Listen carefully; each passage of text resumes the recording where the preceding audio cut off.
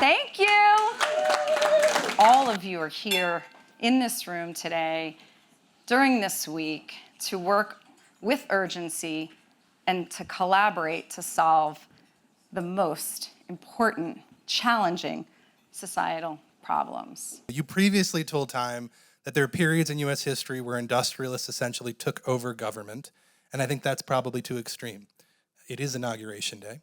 Do you worry that industrialists are essentially taking over the government again? Yeah, well, so I made that statement a year ago, and I think it's become more true than I even imagined that it would be. It hits a little differently.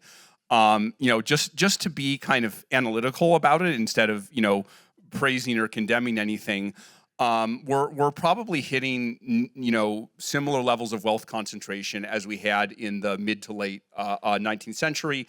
I think John Rockefeller's wealth was equivalent to something like 1.5% of the U.S. GDP in the late 19th century. We're now reaching that rate with Elon Musk as well. And I do have a concern that without intervention, AI will make that even more extreme. Could make it 5 or 10 times more extreme, and I think that is undesirable. What do people get wrong about the idea of powerful AI as you describe it? Yeah, I think there's kind of a tendency when you're talking about systems this powerful to kind of, I don't know, like step sideways or into a dream state or something. Like this can't possibly be real. Like this sounds like science fiction. And so there's a whole community of people that's been talking about, they call it AGI, I avoid that term because of the sci-fi connotations, for many years. And it's always like we're going to upload ourselves to computers and build Dyson spheres around the sun. And it's hard to take seriously because it's straight out of a sci-fi novel. And so what I was trying to do with Machines of Loving Grace is no, this is actually real. We have to be very serious about when this actually happens, what is possible and what isn't. What are the bounds that are provided by physics, by the limits in human institutions?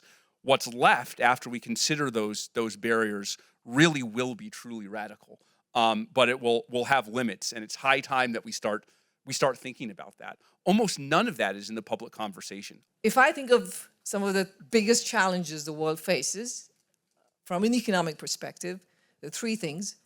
One is we don't have growth in many places of the world. We just have weak growth, and it's gotten weaker over the last couple of decades. The second, of course, is climate change. And the third is aging demographics.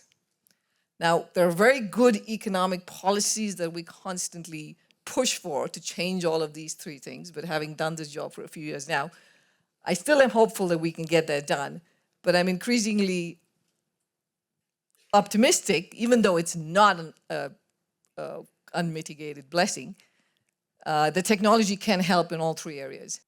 Today, technology is a powerful force beyond anything we could have imagined or anything we've previously known. Whereas Africa missed out on the agrarian revolution, missed out on the industrial revolution, which remarkably transformed our societies in the world, Africa is on board the train for information and communication technology, and with even brighter hopes through artificial intelligence. Technology, in its vast diversities, is an enabler of possibilities around the world, as we can see. In Africa, technology is leveling the playing field, ensuring that talent and determination, not privilege, is basically driving success. So technology is unleashing the talents of African women and young people, amplifying their voice, scaling their ideas, and connecting their efforts to economic opportunities beyond their borders. For me, it's not just a message for Ukrainians.